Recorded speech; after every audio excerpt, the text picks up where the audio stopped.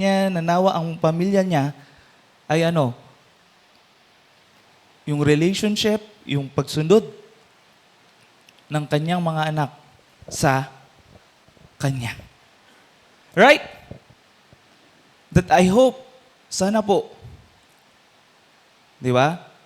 We need to strengthen our family. Kasi kung hindi po strengthen ang family, magiging broken family tayo.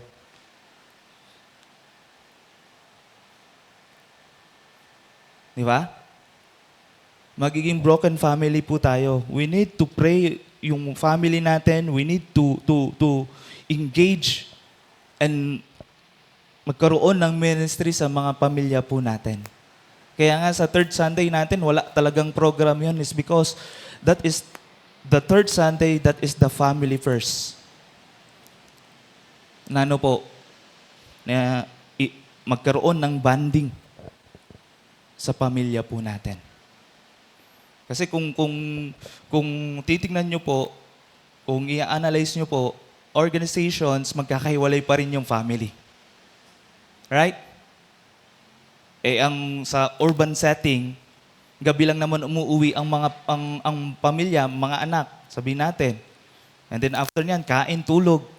Sabado, kanya-kanyang mga linis yan, kanya-kanyang mga gawain yan. Linggo, this is the church Sunday. And then, we want that the family ay may strengthen. Kaya binigyan natin ng panahon, ng araw, na nawa doon mismo sa third Sunday na yon, plan for it, pray for it, na maban yung family. Right? Kasi we do believe the first ministry dapat magsisimula sa tahanan eh. And yung salita ng Panginoon, yung wisdom ng Panginoon, nawa nano-nurture saan? Sa tahanan. Ibig sabihin, pamilya mo. Tama po? Na tayo rin, masasabi natin, just like Joshua, as for me and my house, we will serve the Lord. And I challenge you, mga kapatid, proteksyonan din natin yung pamilya natin. Ministrihan din po natin ang pamilya natin. Amen? Amen po ba? And then third, na pag-aralan natin, hindi lamang doon sa campus, hindi lamang doon kumbaga sa clan, is yung corporate. Di ba? Yung corporate na tayo dito sa setting dito is what? Kasi most of us, yung percentage ng mga kapatiran po natin, nasaan? Nasa trabaho. Tama po? Nasa trabaho. Pero ang tanong, nag-i-engage ka ba? At ang tanong, yung sinasabi natin, trabaho lang, walang personalan. Pero tinatanggal natin yon. Kristiyano ka, ipakita mo. Amen? Tama po ba? Ipakita mo kung sino tayo sa ating Panginoon, ipakita natin that yung integrity natin dahil ang pinaglilingkuran natin, walang iba, hindi yung boss natin, kundi ang pinaglilingkuran natin, yung Diyos natin. Kung bakit tayo nagtatrabaho, kung bakit kayo po ay nagtatrabaho ng tama. Tama po? And then yung work is what? Also worship. Kung ginagampanan mo ng tama, yung trabaho mo, sino ang nag-glorify? Ang Diyos. Kasi siya yung nakakakita sa'yo una. Amen? Kaya we praise God, yung challenge po ni Pastor Elijah about na doon sa corporate, na kahit sa corporate, pwede tayo mag-ministry, kahit sa corporate na meron palang mga ganong mga company na that they are parang church na rin kung tutuusin. Meron silang worship service, meron silang visitation, meron silang, kumbaga, prayer meeting, meron din silang pag-aaral ng salita ng Panginoon. How much more na tayo bilang isang mananampalataya, I do believe kung nasaan ka, kung saan ka nag-work, yun yung mission field mo. Pinagkatiwalaan ka ng Panginoon. Ikaw ay magiging asin at ilaw doon kung nasaan ka. Yes, mahirap. Sinasabi natin, survival ang corporate world. Minsan sinasabi natin, toxic ang mga kasama. Kaya nga po, nilagay ka dyan. Kasi merong layunin ng Panginoon kung bakit ka nandyan. Tama po? Kaya I hope and I pray na yung bawat mga kapatiran po natin na nagtatrabaho, that they will do their best sa work nila, not because doon sa boss nila, but because of our God. Na ipinapakita nila na sila ay anak ng ating Panginoon.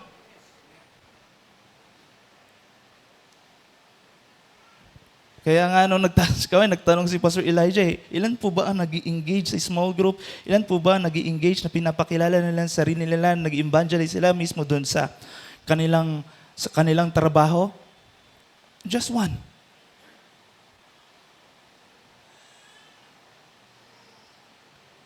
And I pray, hindi lang po yan trabaho. Mga kapatid, ministeryo po yan.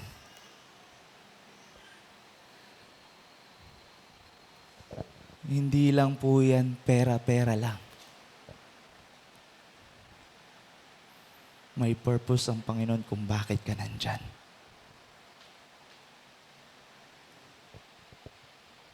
Kaya, sana po, na talagang na-challenge tayo, talagang yung bawat series po natin, tinitingnan natin yung challenge ng ang salita ng Panginoon, challenge ng urgent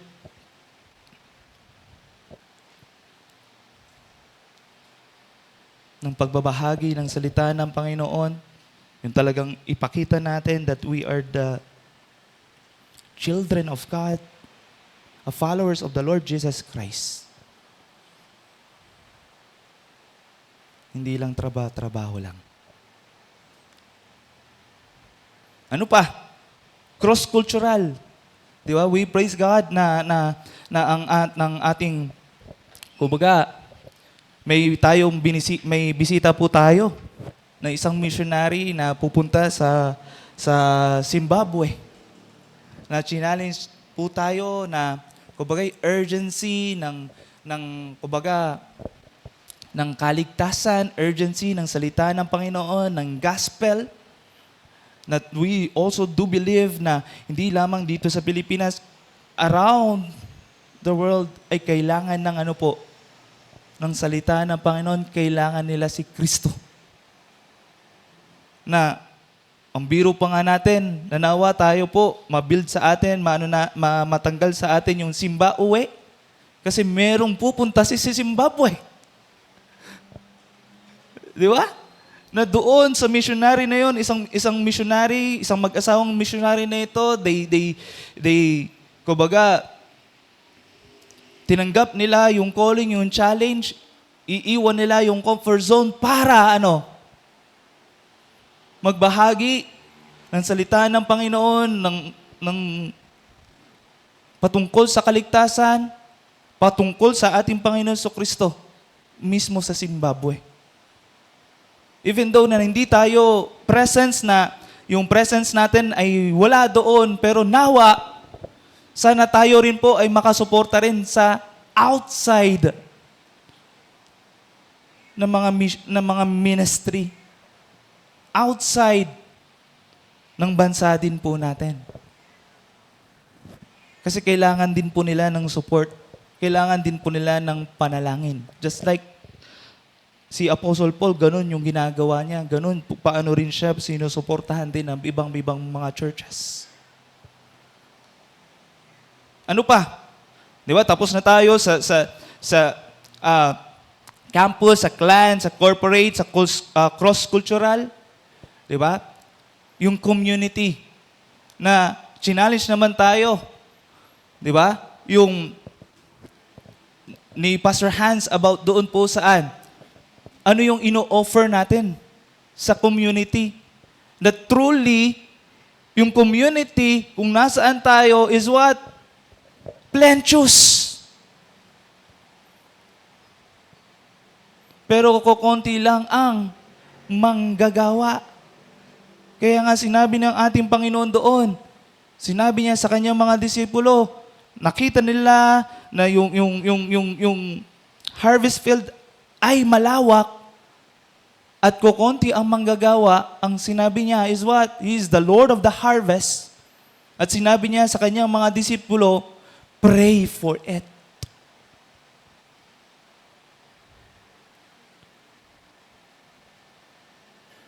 Na yung tinuturo doon na pray for it, pray for yourself na maging kasama ka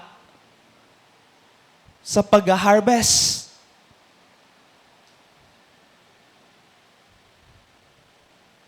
Na nawa makasama tayo sa pag-harvest. Na doon sa community, dito sa community na ito, na ang church na ito, this is not a burden ng community, but this is the blessing sa community.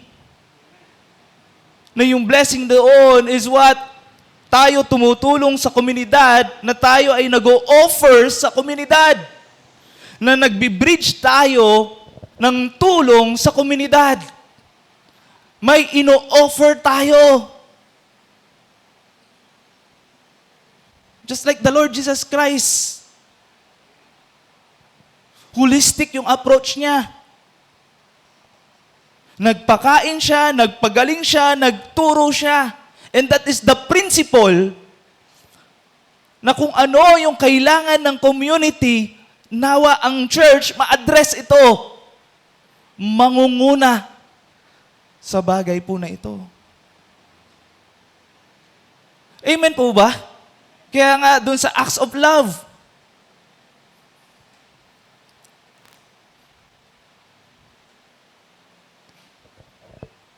na tayo mismo nagmi-minister sa community. Nagre-reach out, nagbi-build ng bridges sa community. Magaling na po tayo sa salita ng Panginoon.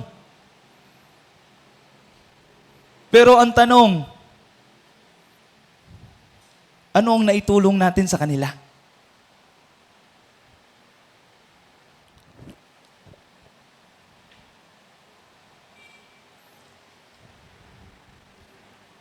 Nandito tayo to love God, nandito tayo to love our neighbor.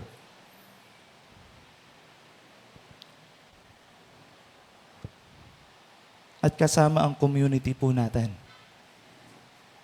Kaya tayo, nag-i-engage. Kaya tayo, pinapipray natin, ano kaya ang ma-offer natin? Ano kaya ang gagawin ng church natin sa community nito? Ano ang maibibigay natin na tulong sa community?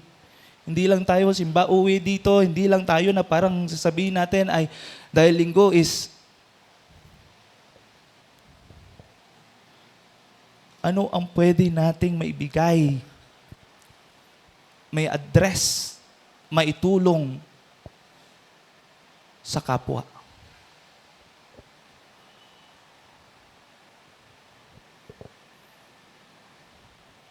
I'm so sorry for this na medyo seryoso tayo ngayon. Pero kailangan natin.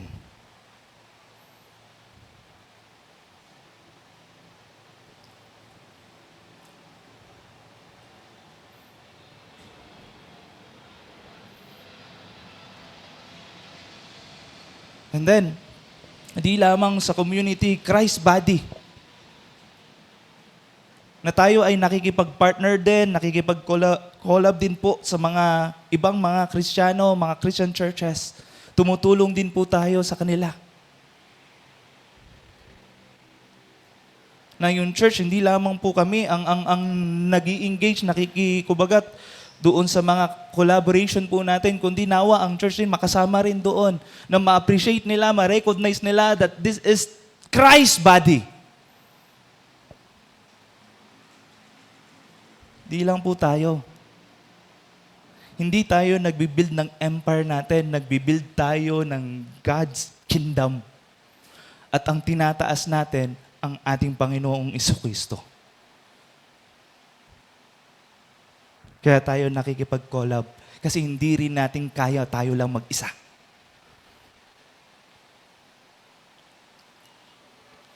Tama po ba?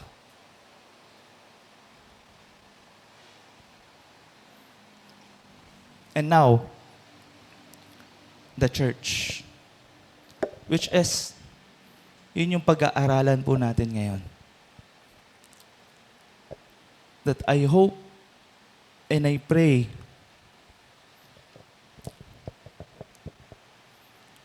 this church,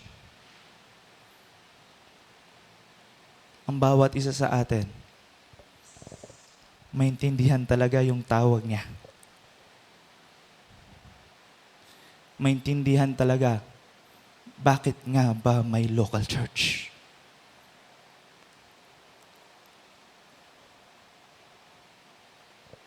At nawa, ang bawat isa mag-function.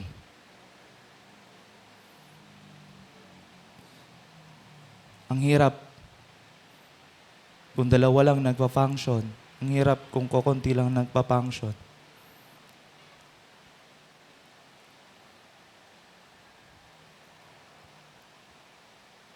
Pero this is the design of God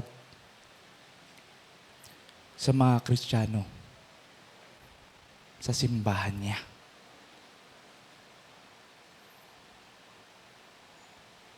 Nang hirap, puro leaders lang ang nagpa-function. How about the others?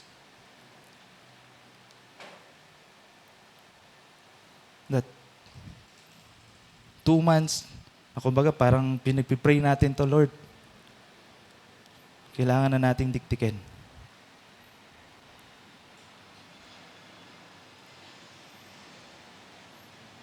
Na pinagpipray, kumbaga pinagpipray natin, nawa hindi lukewarm ang church. What I say, lukewarm is what hindi ma-identify kung committed ba o parang wala lang.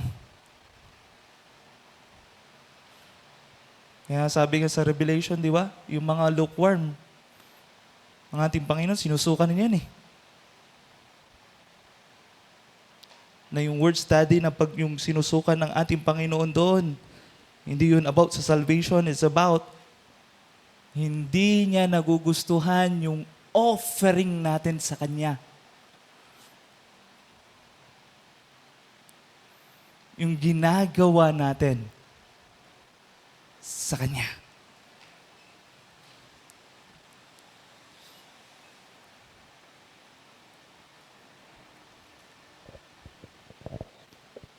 Na yung pinagkatiwala ng Panginoon sa atin, ang gawain na ito, ang church, ang bawat isa,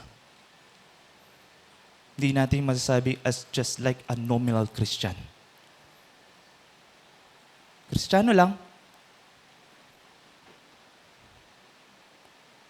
Or a lukewarm Christian. Hindi committed.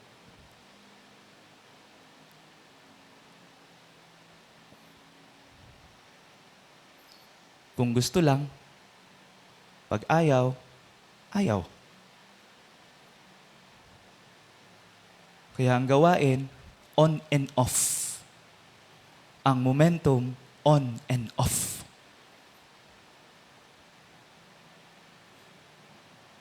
Kaya, please bear with me sa pag-aaral po natin ng salita ng ating Panginoon. And I'm so sorry about medyo dinidiin ko ngayon. Patawarin niyo po ako. Pero ito ang salita ng ating Panginoon. Amen? Kaya pag-aralan po natin, the church, one body, many members. Di ba? One body, many members. Babasa po natin in Romans 12, verses 3 to 8. Alright.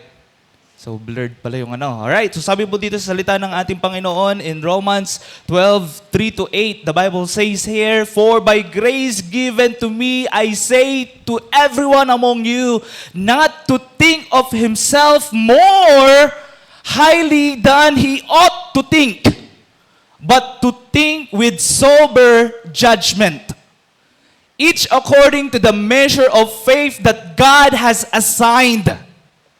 And verse 4, "For as in one body, we have many members, and the members do not all have the same function.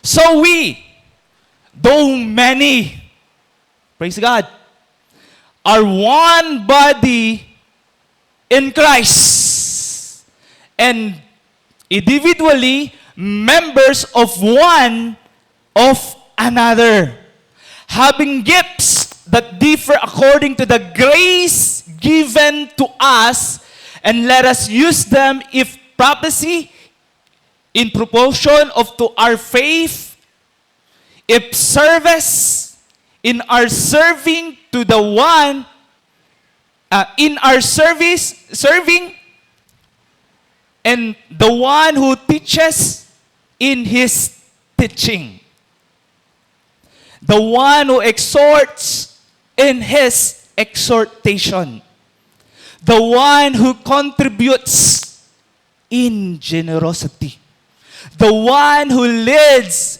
with zeal, the one who does acts of mercy with cheerfulness." But before na mapag-aralan po natin to, ay tayo po muna po humingi ng tulong, ng gabay sa banal na Espiritu sa ating Panginoon. Let us pray. Father, salamat po muli sa oras na ito na pinagkaloob niyo po sa amin. We ask, Lord, for your wisdom. We ask, Lord, for your knowledge, Panginoon, na nawa, Panginoon, ay maintindihan po namin ito. And we pray, Lord, na sa inyong lingkod, Lord, I ask, Lord, na gamitin niyo po, Panginoon, maging instrumento niyo, maging boses niyo, Panginoon, upang may bahagi ko po ito, ma-challenge po ang bawat isa, at ganun din po sa akin po, Panginoon. And we pray, Lord, that this church is not just a lukewarm church, but the church that committed and following you, Panginoon, until you come, Panginoon. And we pray, Lord, na nawa ay kami, ang bawat isa ay tutugon sa inyong tawag na magkukumit, na susunod po sa inyo, Panginoon, sa disenyo nyo po sa isang church na binibuild nyo, sa isang church na pinagbubuklod nyo, sa isang church na ginagamit nyo para sa inyong kalahatian po, Panginoon. And we pray, Lord, na nawa, tulungan niyo po kami. And we pray, Lord, na nawa, palakasin niyo po kami. Tulungan niyo po kami at proteksyonan niyo po kami po, Panginoon. At sa aming pag-aaral, Lord, kayo ang umibabaw. I-bless niyo po kami, i-challenge niyo po kami, i-encourage niyo po kami, Panginoon, para maging tama ang puso't isipan po namin sa gawain niyo. Dahil kayo lamang ang dahilan kung bakit kami nandirito, Panginoon. Salamat, Panginoon, sa oras na ito. At kami rin humingi rin ng tawad din sa mga nagawa namin mga kasalanan po, Panginoon. Kayo po ang manguna sa amin, tulungan niyo po kami, Panginoon, sa bagay din po na ito. At lahat ng ito ay binibigay po namin sa inyo at pinagkakatiwala sa tayong Panginoon na Jesus. Amen at amen. So this time, this is a very, kumbaga, familiar na chapter. Tama? Yung Romans 12. Di ba? Ito yung inner urge ni Apostle Paul. Kung titingnan po natin yung mga previous verses po dito na sinabi niya po doon in verses 1 to 2, the Bible says here, sinabi niya po dito, I appeal to you therefore, brother, by the mercies of God, to present your bodies as the living sacrifice, holy and acceptable to God, which is your spiritual worship. And do not be conformed to this world, but be transformed by the renewing of your mind, by the testing, that you may discern what is the will of God. What is good and acceptable and perfect. And then, ito na. Nauna, bago muna natin mapag-aaralan itong passage po na ito, kumbaga sinabi ni Apostle Paul sa kanyang mga audience doon sa lugar ng Rome, ng mga mananampalataya doon, inner-urge niya. Yung iba pang ang interpretation nito, he is begging.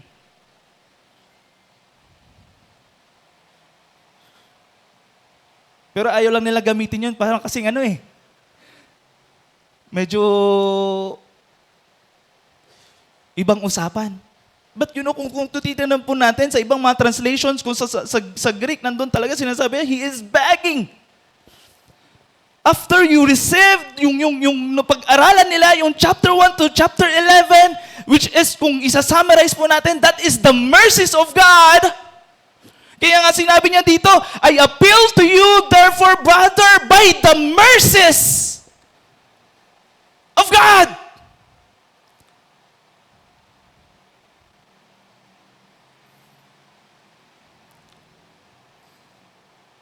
And then he said, I beseech you, I urge you, I appeal to you.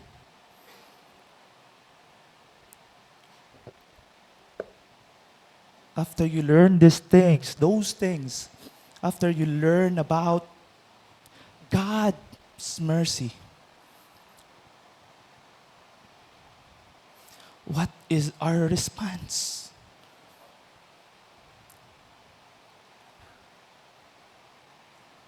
Kaya sinabi niya, the response is what?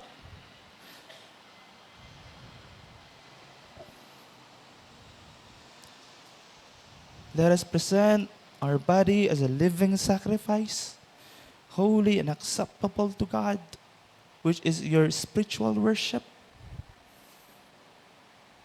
You and yourself.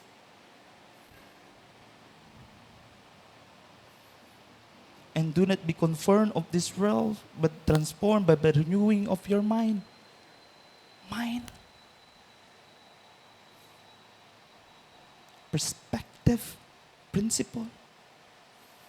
The testing you may discern what is the will of God. What is good and acceptable and perfect service.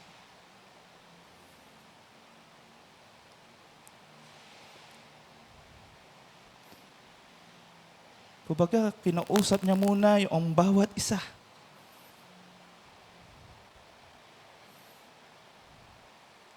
After we learn those things, we experience those things, the greatness of God, the Lord Jesus Christ.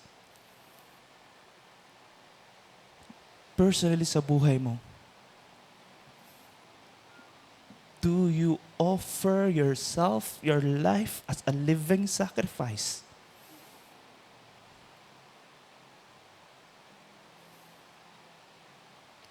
Do we protect and renew our mind na hindi tayo malason ng sistema ng mundong ito, even politics?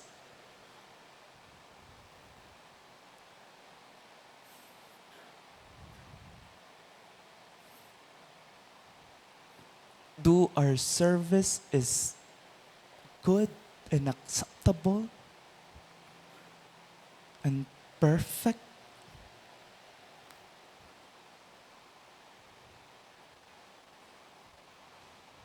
Sa Kanya.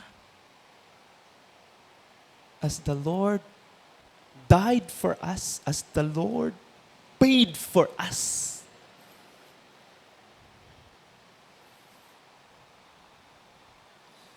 And as the Lord give us a privilege to serve Him and know Him more, do we? Do you? Do I? And Paul, the Word of God, teaches us individually, you first. And then, bigla siya nag-shift dito sa verses 3 to 8. In order na mapapractice natin, in order to reflect, in order yung response natin sa salita ng Panginoon, sa ginawa ng ating Panginoon, sa pinexperience ng ating Panginoon, sa Kanyang grasya, sa Kanyang awa, sa Kanyang pagmamahal sa atin, na dapat nating maipakita, maipadama, maibigay sa kapwa natin. Sinabi niya, sinabi niya individual, and then sinabi niya, church!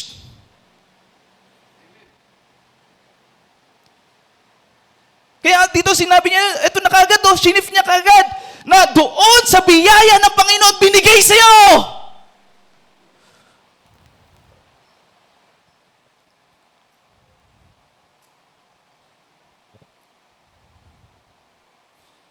If truly our God, our Jesus Christ, our Lord and Savior in our lives, personally, in our life personally, at ipinapatotoo natin ito. Sabi niya, ipatotoo mo. Ipakita mo. Saan? Kanino?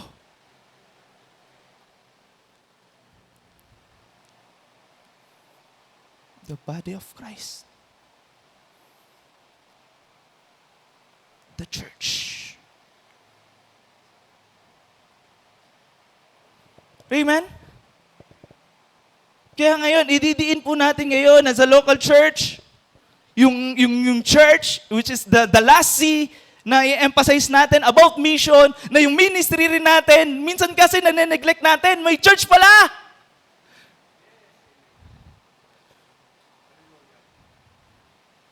Minsan nawawala sa isipan natin, may kapatiran pala ako!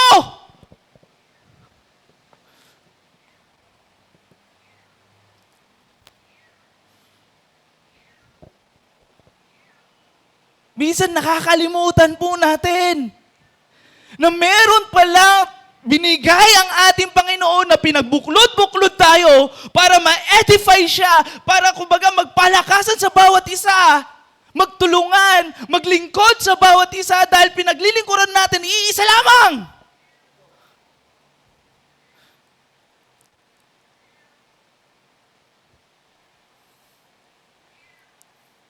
And yet, anong nangyayari? And yet, hindi natin alam kung nasa momentum ba tayo. Hindi natin alam kung committed ba talaga tayo.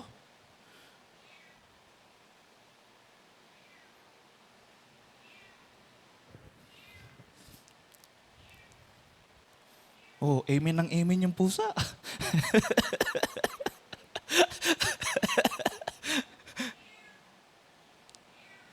Na dito, binapakita, tinuturo sa atin ni Apostle Paul na sinabi niya, I appeal to you, this is the individual response ng bawat isa, and then doon sa individual response po nila is what? My church!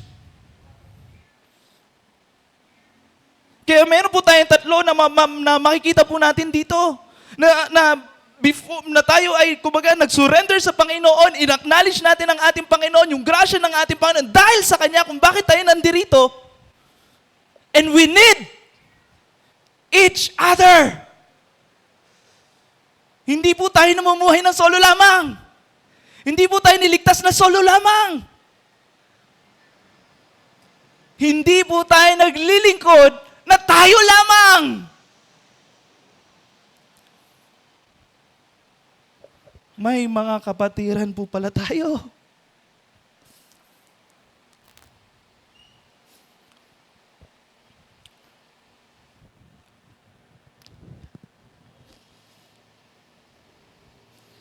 May pamilya po pala tayo. May church po pala tayo. Kaya mayroon pong tatlo na ating mapag-aaralan. Dito sa passage po na ito, that I hope and I pray, ma-challenge tayo, that I hope and I pray, ma-remind po tayo, that I hope and I pray na mag-commit po tayo.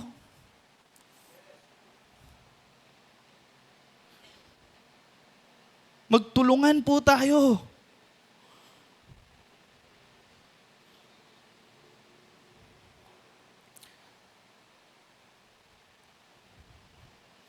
Para sa gawain, para sa kalwatian ng ating Panginoon na tayo itinataas natin mismo, hindi ang sarili natin, kundi ang pangalan ng ating Panginoon.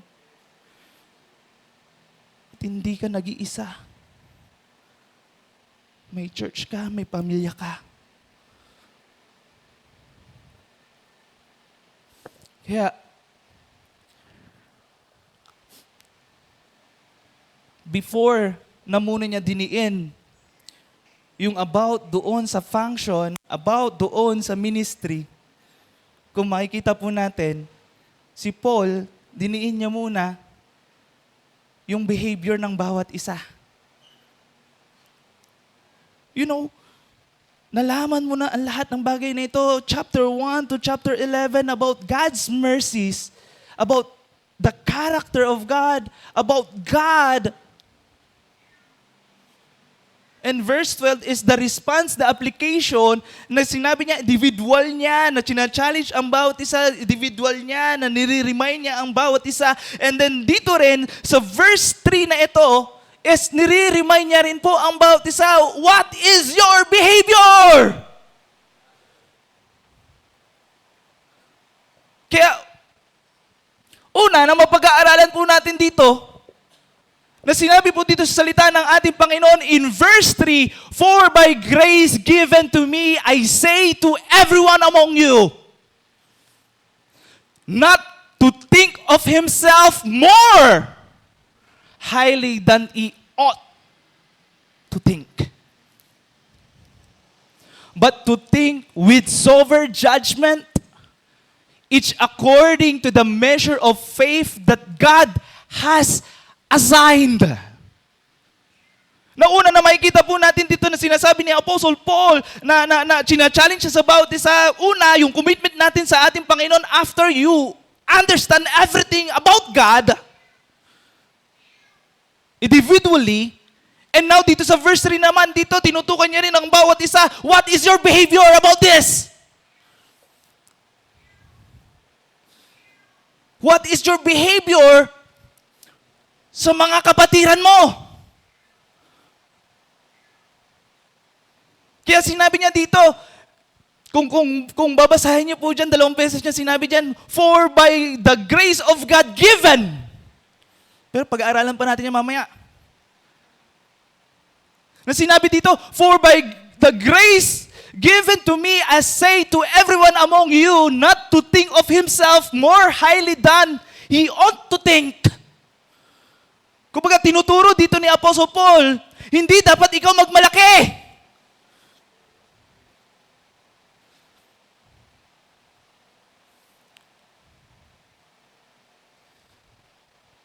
Huwag dapat tayo magmalaki.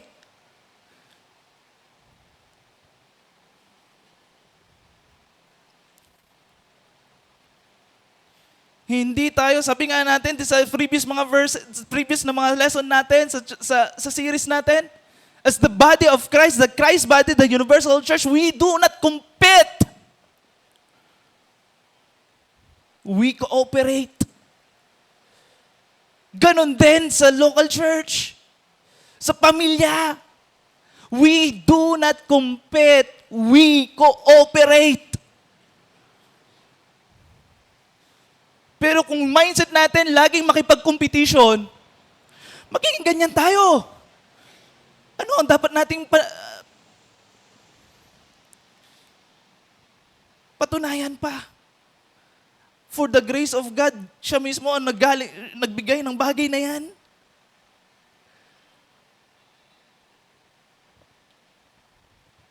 Pagmamalaki ba natin yung sarili natin?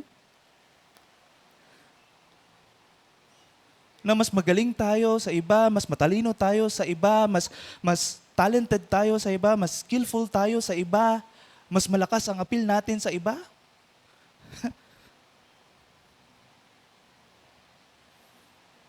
Come on. Brother and sister in the Lord, hindi tayo dinisenyo para dyan.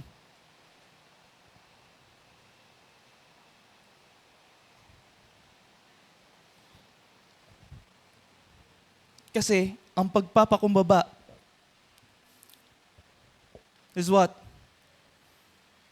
Humility recognize that everything comes from God's grace. Amen? Sa Kanya naman talaga lahat galing eh. Sa biyaya niya pa. Hindi natin siya inown, hindi natin inobtain yung bagay na yan. Sa Kanya galing ang lahat ng yan.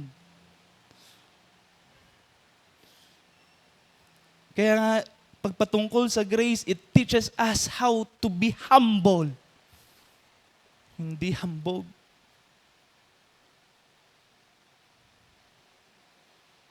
Because of God's grace, may pribileyo tayo makapag-minister. Because of God's grace, naligtas tayo ng Panginoon.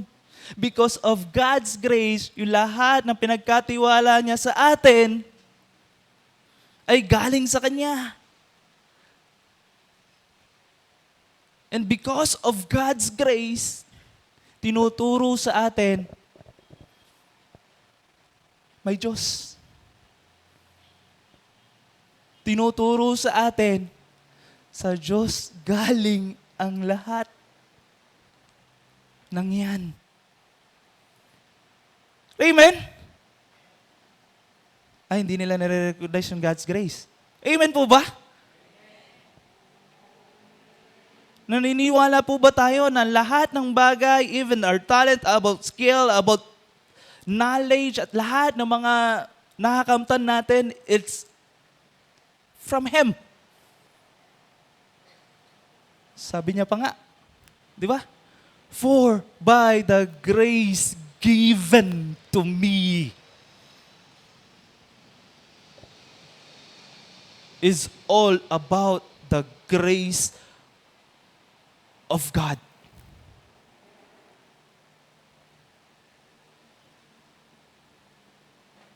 Na binigay sa atin, binigay sa'yo.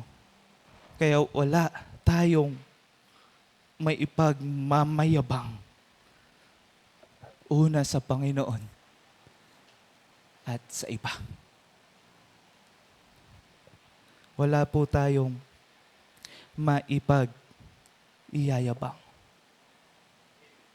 Ang salvation natin is by God's grace.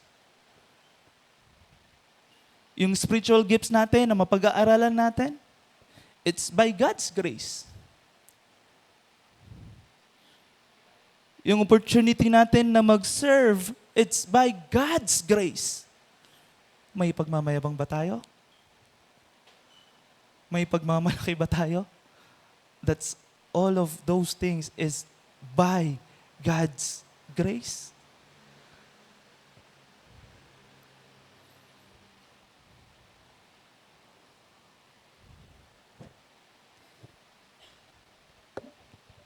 Kaya, lahat ng bagay, dahil sa grasya ng Panginoon, natuturuan tayong magpa-kumbaba.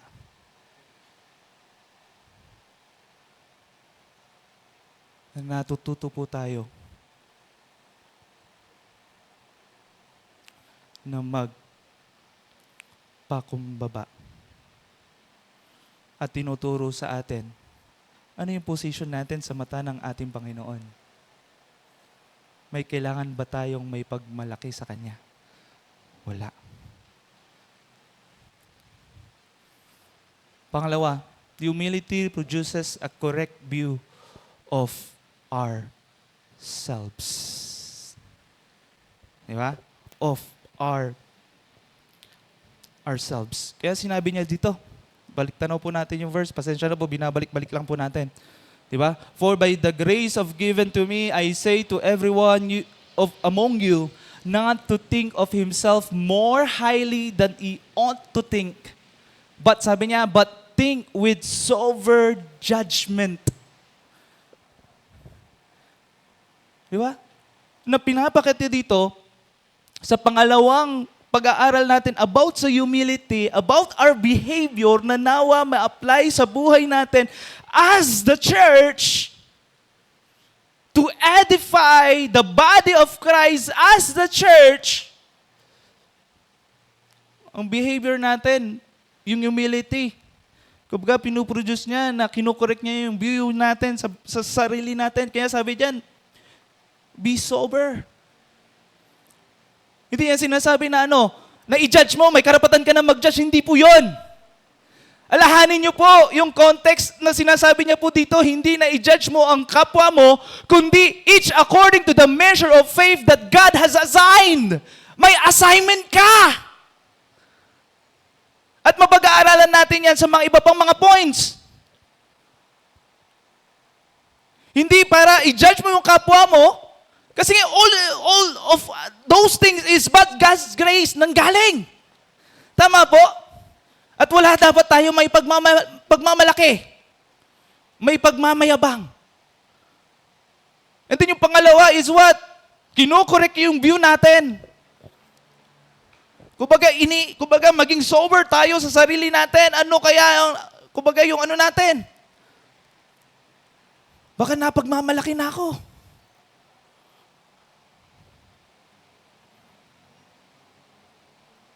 Na yung word na sinasabi natin, dahil sa akin.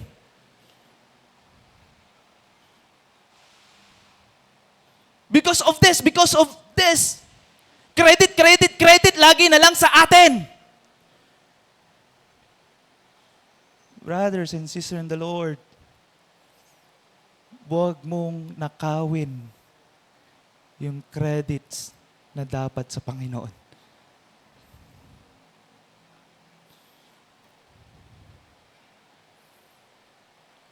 Pribilehiyo natin na tayo ay nakakapaglingkod. Pribilehiyo natin na tayo ay nagagamit.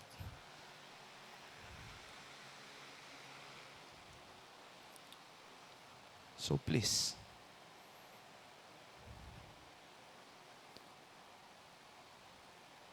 tanggalin natin yung ako.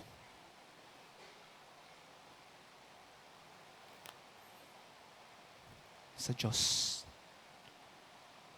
Amen? Palitan natin sa Diyos. At hindi dahil para i-sober judgment, yung word na judgment doon, gagamitin nila para i-judge yung kapwa. No. It is a sober judgment that everything in the church ay may special na contribution. That every member of the body of Christ importante at walang mas importante. So be careful. Amen? At palitan nito ng pagpapakumbaba sa ating Panginoon. Ano pa? Hindi lamang produce a correct view of ourselves. Humility make us teachable and usable. Amen? Diba? Sa salita ng ating Panginoon, kung titingnan niyo po yung gospel, titingnan niyo po yung salita din ng ating Panginoon, yung buong, kahit sa Old Testament, ang mga ginagamit niya, ang mga ginagamit niya, yung mga ordinary na mga tao. At yung mga ginamit niya, yung mga sinasabi nila na, hindi naman ako marunong magsalita, pero ginamit siya. Mahina lang naman ako, Pero ginamit siya.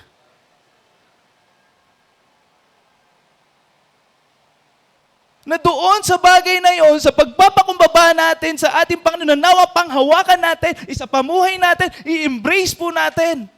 Na yung humility na yon, kung bakit tinuturo ni Apostle Paul is because this is the Christ character. Na mismo siya mismo, nagpakumbaba para sa atin. And yet, kaya, kung talagang na-acknowledge natin siya, na-recognize natin yung ginawa ng ating Panginoon sa buhay natin, talagang sundin natin yung yapak niya. Yung character niya. Yung disenyo na binigay sa atin ng ating Panginoon. Di ba? Na yung humility, it recognize that everything comes from God's grace. Humility produces a correct view of ourselves. And the last, humility makes us what? Teachable and usable.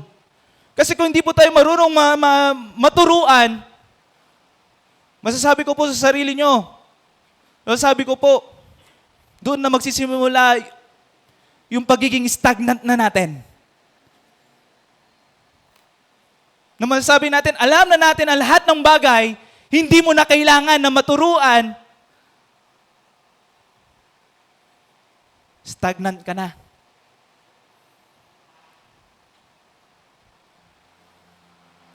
Kasi, hindi ka na marunong matuto.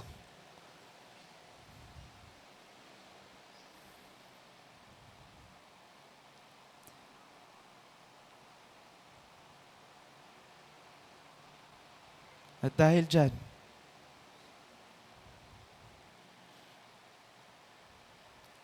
mahirapan tayong magpagamit sa ating Panginoon. Kasi mismo sa sarili natin, we are higher than them. Not only in our experience, not only in our knowledge, not only in our kung ano-anong mga bagay na yan na magsasabi that mas knowledgeable ako sa'yo. Come on. Hindi mo na kailangan na matuto kahit marami ka ng experience. Come on. Hindi yan yung tinuturo ng Bible.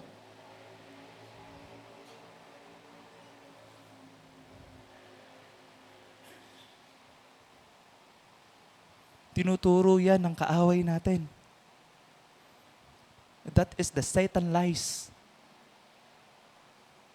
Para hindi ka na makinig sa iba. At hindi ka na matuto pa. At hindi ka na maging kagamit-gamit pa.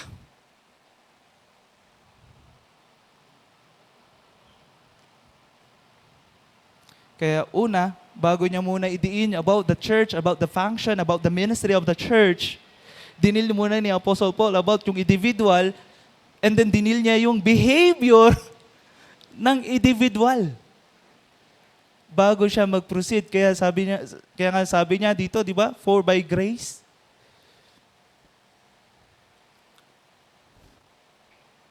Nire-remind niya ang bawat isa.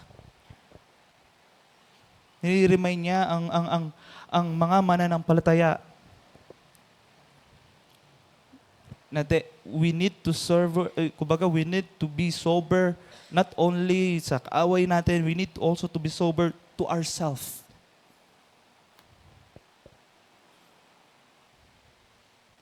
Baka naging stagnant na tayo.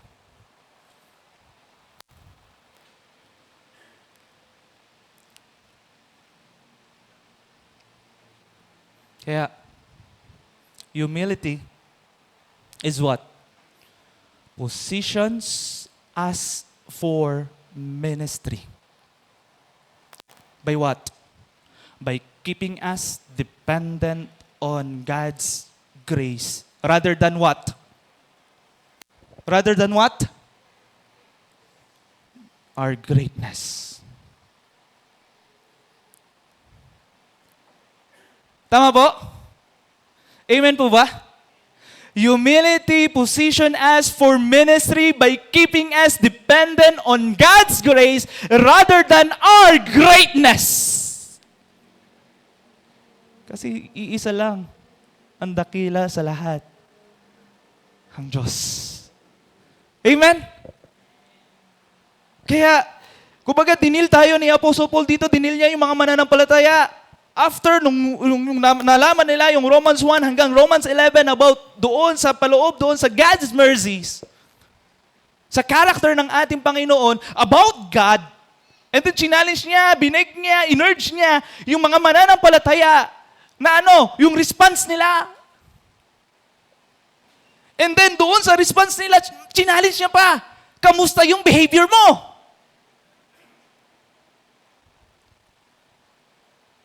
Kaya let's cultivate yung yung humility.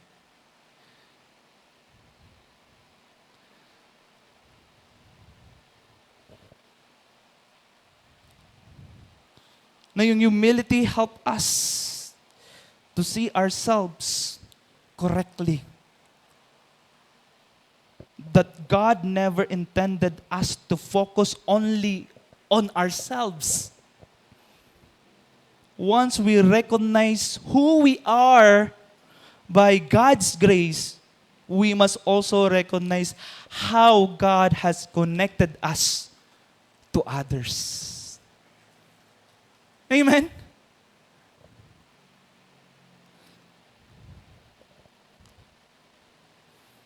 Kaya,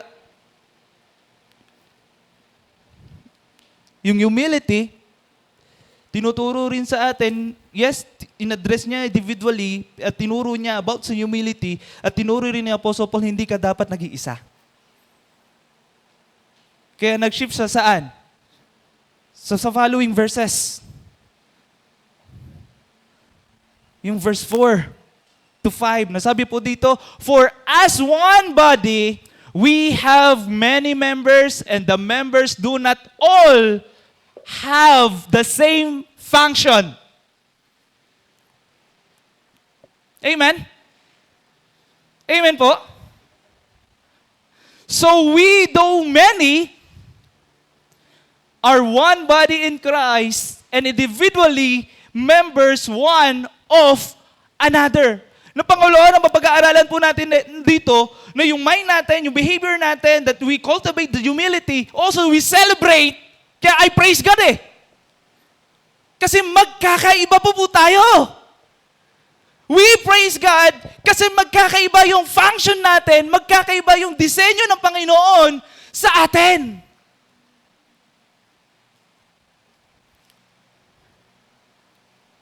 May iba-ibang pinagkakatiwalaan ang Panginoon sa atin para correct, perfect, and acceptable yung worship natin sa Kanya, yung service natin sa Kanya, is because iba-iba tayo.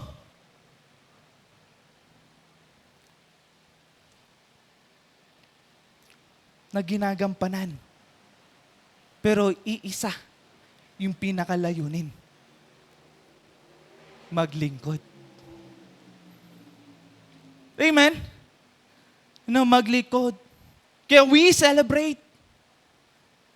We celebrate yung harmony na yon, even dun sa pagkakaiba, merong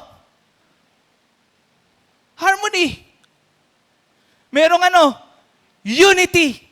Kaya sa previous na lesson natin, di ba? It promotes unity of the body of Christ. And that is the calling of God to the church.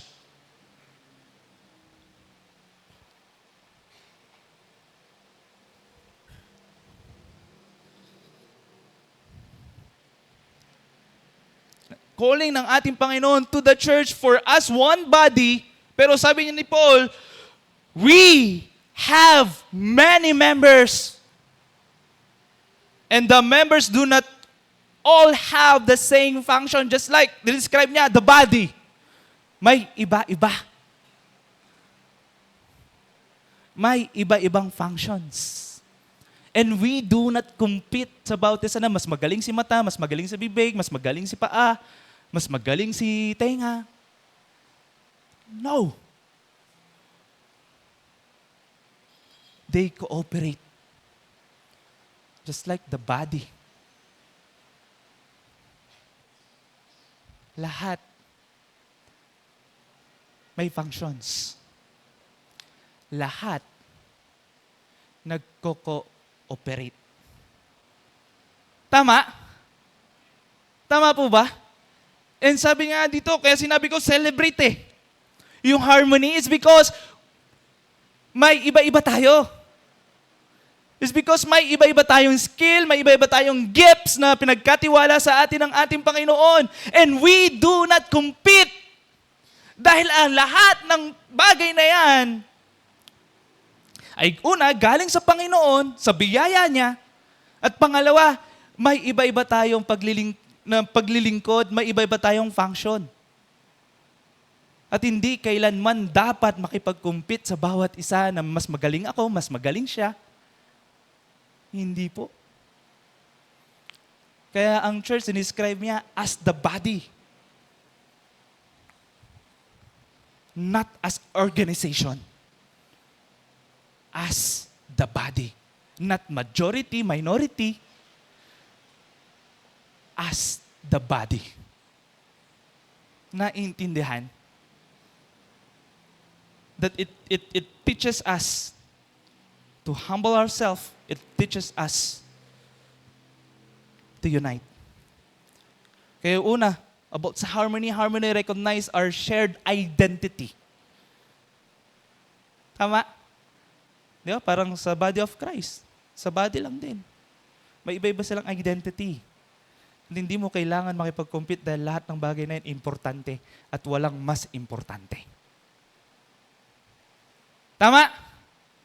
Ano pa? Harmony appreciate different rules. Kaya sabi ko, praise God because Pastor Has nandito na eh. Kasi yung di ko kaya, nagagawa niya. Yung struggle ako, nagpo-flourish siya. And we praise God. And we do not compete to each other. We cooperate to each other. Kumbaga, yung kahinaan ko, kalakasan niya, kalakasan ko, kahinaan niya. Di ba? Parang sa ano lang din, yung sa relationship. Hindi naman kailangan na dapat compatible kayo sa bawat isa. Dapat nagko-complement kayo sa bawat isa. Kasi kung parehas kayo ng attitude, magka-clashing lang lagi kayo. Di ba? Ganon din po sa body of Christ. We recognize the identity, we recognize yung different role ng bawat isa. And we recognize ang lahat. May iba-ibang rules tayo, may iba-ibang function tayo, at walang magaling, mas magaling, ang lahat ay importante. Amen? Ang lahat ay importante. Ano pa? Harmony strengthens our services. Amen? Kasi hindi ko kaya yung ginagawa niya eh. I praise God. Kasi merong tumutulong sa akin. I praise God is because itong tao na ito is very, very talented, is very, kumbaga, approachable. And me, myself, is not.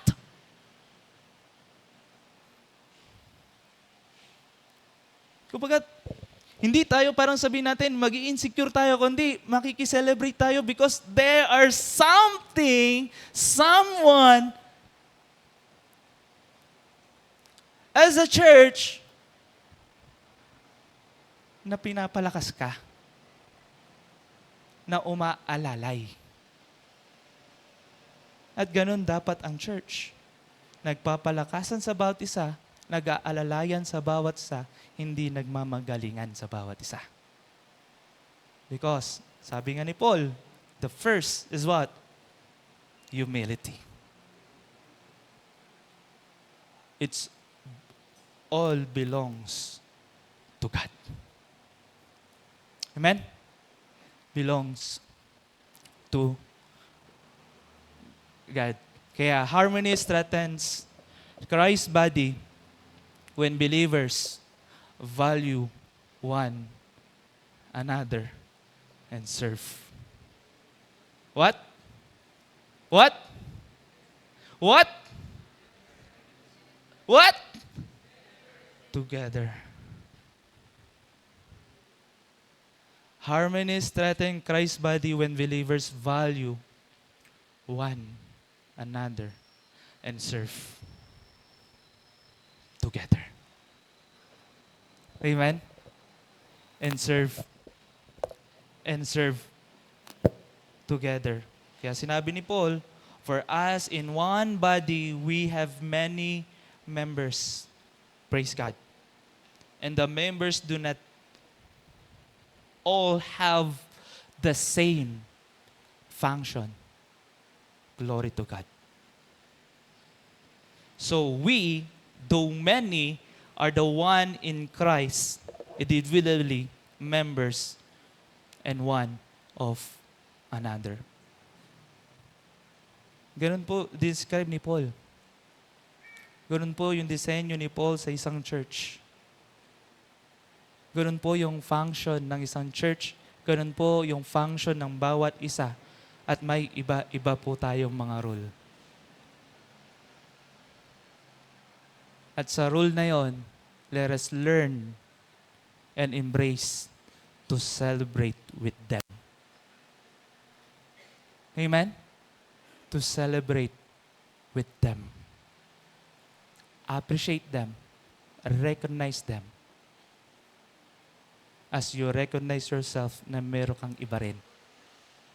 Dahil ang pinaglilingkuran lang, iisa lang ang pinaglilingkuran natin. Ang Diyos natin. Ang ating Panginoong Hesus Kristo. Amen? Ang ating Panginoong Hesus Kristo. Minamadali ko lang po. Ayan. Pangatlo, hindi lamang po tayo nag-cultivate ng humility, also celebrate yung harmony na magkakaiba po tayo. May kanya-kanyang rule po tayo, may kanya-kanyang function tayo, and every one of us is important, is needed sa church. Pangalawa, na mapag-aaralan po natin, nanawa, mas ma-appreciate po natin ang bawat isa, is to contribute through your gifts. Diba? Nakita po natin yung challenge ni Apostle Paul that he reminds individual yung behavior nila concerning about the others. Di ba? And then nakita rin po natin yung kumbaga, nakita po natin yung function ng isang body of Christ. And now, tinuri ni Paul, ito yung mga services. Ito yung mga spiritual gifts. Na hindi lahat meron yan. Tama? Hindi lahat ay meron yan.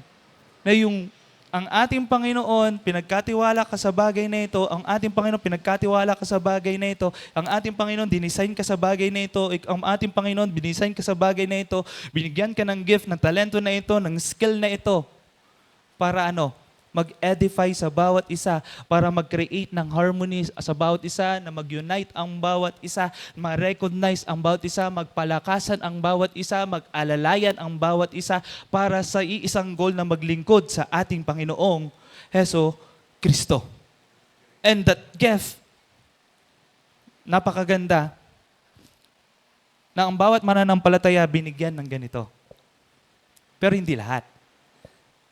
Na lahat meron yan. May kanya-kanyang gift po tayo. Pero, hindi niya tayo, kumbaga, sinabak na wala kang ganitong gift na meron ka ngayon. Bilang isang mananampalataya. Di ba? Ng mga mananampalataya. Kaya sabi niya po dyan, having gifts that differ according to what? According to the grace given to us. Let us use them. Na si Paul ngayon, hindi niya na sinasabi as individual, pero sinasabi niya, sinachallenge niya ngayon as a church. Use them. Challenge siya, let us use them. Itong biyaya ng Panginoon, itong gift na ito na binigay sa atin ng ating Panginoon, use them. Huwag mong ipagkait. Huwag mong ipagdamot. Huwag mong hindi gamitin. Diba? Kaya sabi ni Apostle Paul in Corinthians, sinabi niya doon, kung patutingnan natin about doon sa grasya at palin ng ating Panginoon, diba? Sinabi niya, itong grasya na binigay sa kanya ng ating Panginoon, hindi niya ito binaliwala. Tama? Ganon yung gusto niya na i-challenge sa mga mananampalataya. Let us use them. Hindi dapat mabaliwala itong grasya na binigay sa atin ng ating Panginoon. Amen?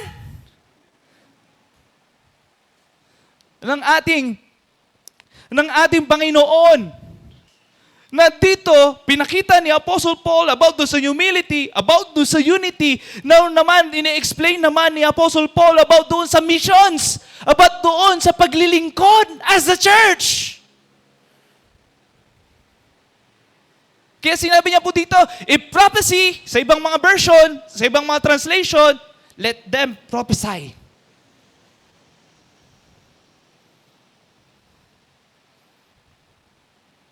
Di ba? Ano pa? If service, in our serving. Diba? Kumbaga, in service, let them serve.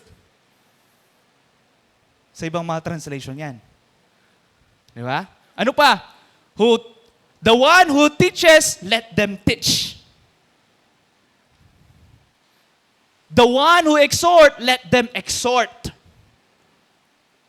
The one who contributes, yung giving, sabi niya nga doon, yung giving is what? With liberty. Kaya sabi niya, generosity. The one who leads, di ba? With zeal. Ibang translation, diligence. Sa ibang mga word study about diligence, di ba? Parang doon sa pag-nurture ng bata, di ba? Diligent. Na nurture mo yung bata. Tama? Kung sa ibang mga prinsipyo, huwag kang susuko. Kung ikaw ay namumuno, huwag kang susuko. Ano pa? The one who do acts of mercy with cheerfulness. Nag-aalalay, nagpapalakas. Tama po? Di ba? Kaya dito sa pangatlo na mapag-aaralan natin yung contribution po, yung contribute through your gift.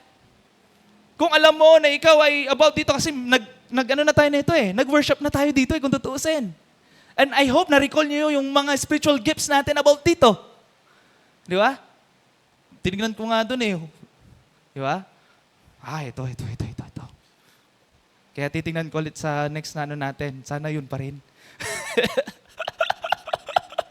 Baka naiba. Di ba?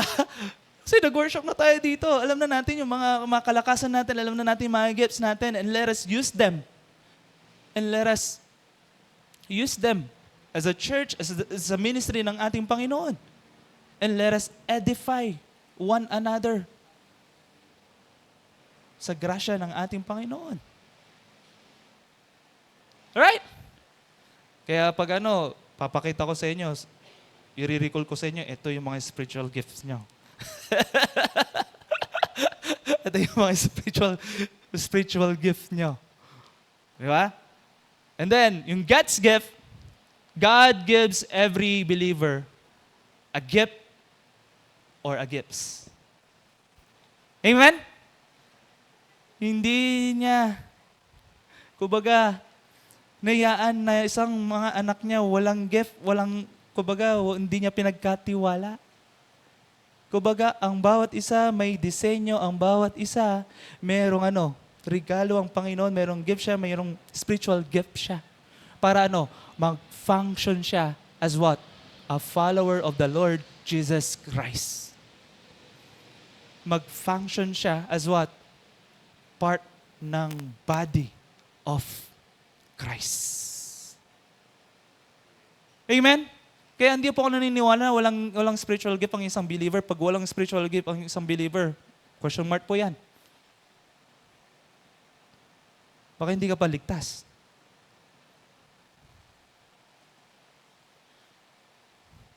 O tinatago mo lang. Kaya sabi ni Paul, di ba? Let us use them. Sa Corinthians, sinabi niya, let us, kumbaga hindi niya binabaliwala yung grasya na ito. Amen? Etong grasya na na ito.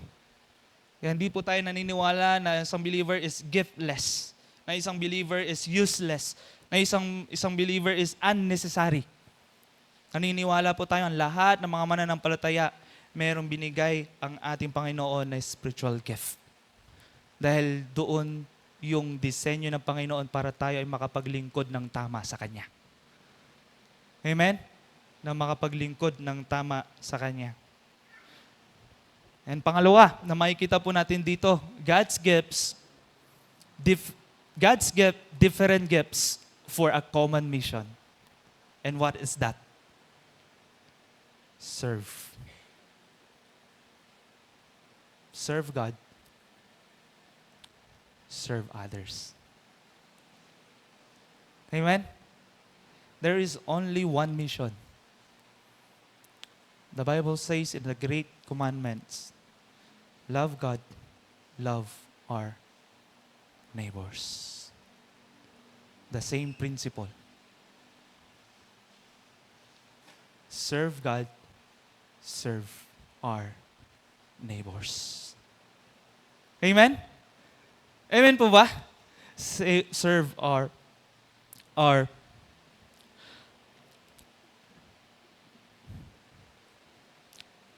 God and our neighbor. Some plant, some water, some encourage, some lead, some care, and some give. Di ba? Kaya nandun yun sa spiritual gift din. Para lahat ay nag-aalalayan. Lahat ay nagpa-function. And third, God expects us to use our gifts. Kaya, let us use them. Amen? Let us use them. Paul remind us how is our behavior to others. Paul challenged us. You have a church. Paul encourage us. Meron kang spiritual gift. And let us use them. Amen? Kaya yung mga nakalimutan ng mga spiritual gift dyan, meron pa akong record sa database. Ipiprint out ko po sa inyo. Pero mas maganda siguro, ma-workshop natin ulit yan. Baka nabago eh. baka nabago. And then, God equips every believer with gifts. So that every believer, what? What? Can participate. Amen po? Di ba? So that every believer can participate in His mission. Amen? In His mission. That I hope and I pray na ang bawat isa ay merong spiritual gift, at dahil merong spiritual gift ang bawat isa, dapat lahat ng mga mananampalataya, mga kapatiran, nagpa-participate. Amen?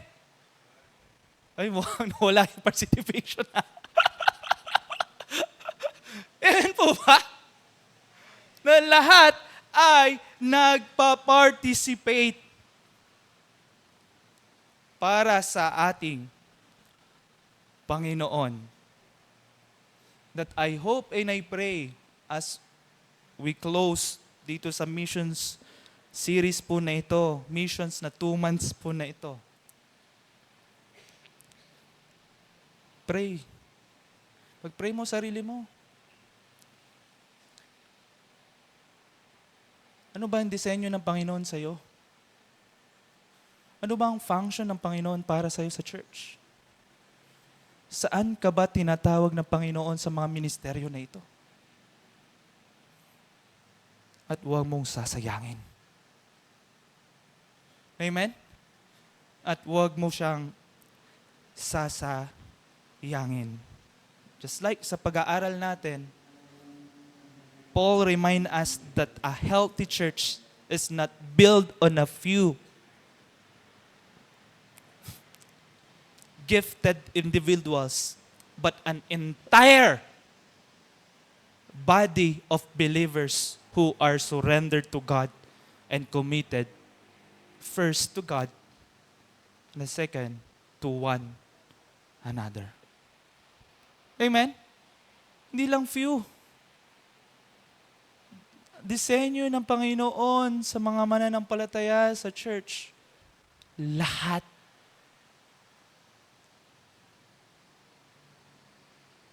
Gumagawa, lahat naglilingkod, lahat nagfa-functions. Amen? Not few. Pag ganyan, may taning na ang buhay natin pag ganyan. Di ba? Pag sa body, madami ng komplikasyon. Kasi hindi na nagka-function well eh. Kaya hindi ng church. The design of God, our Christ, sa church, hindi few lang yung gifted, yung nagpa-participate.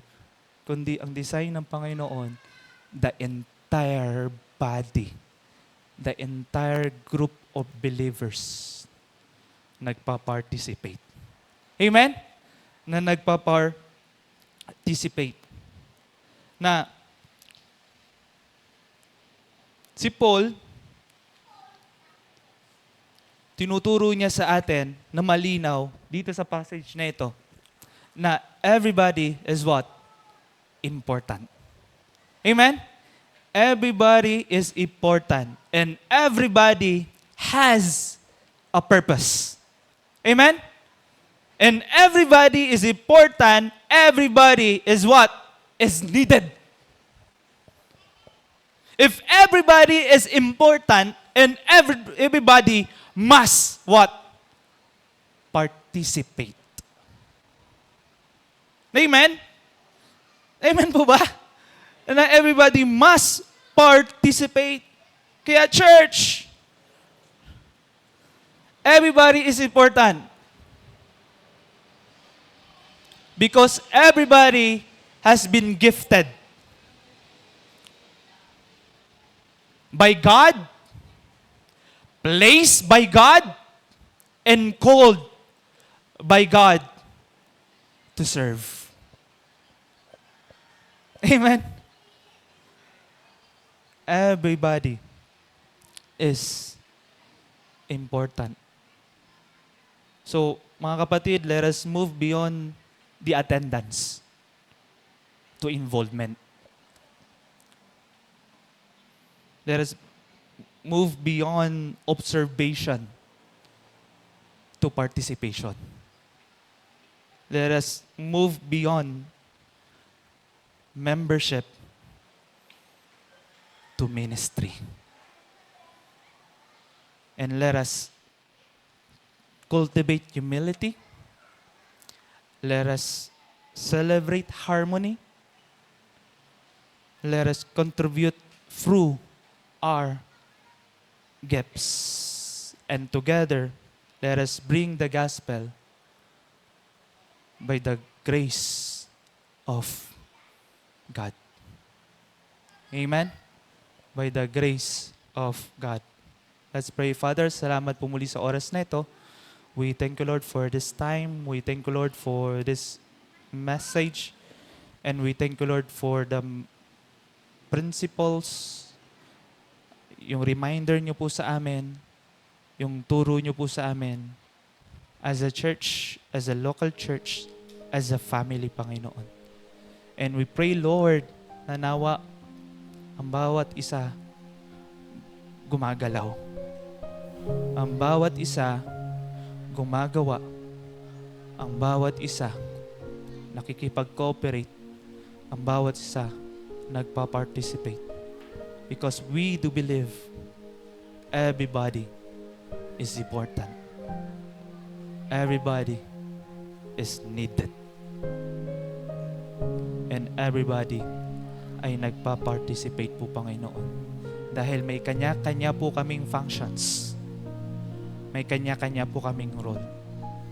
And we thank you for that design, Panginoon, sa inyong simbahan. Tulungan niyo po kami na mag-commit sa inyo at mag-commit sa pamilyang ito. Sa tayong pangalan ni Jesus, Amen at Amen. Magandang umaga po sa bawat isa.